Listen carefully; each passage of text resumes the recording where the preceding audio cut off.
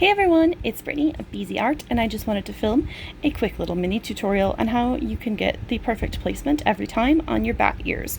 I know that some people have been struggling with getting the ears inside out, upside down, etc. So I just wanted to give you a little trick here so that you can get it right every time. So I have a bat head piece here. You've got the snoot and the ear dart, and I'm just going to flip it over so that the right side is facing out.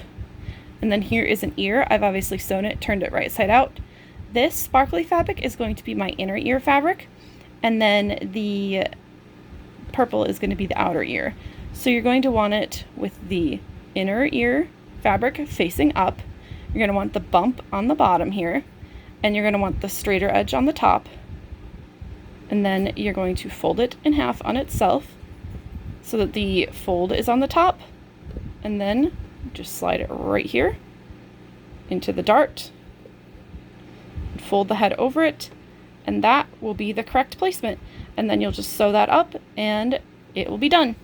I've already done that on the other side of the head, and you can see if it were reversed, it's just the same thing. Snoot this way, right side of the fabric facing out.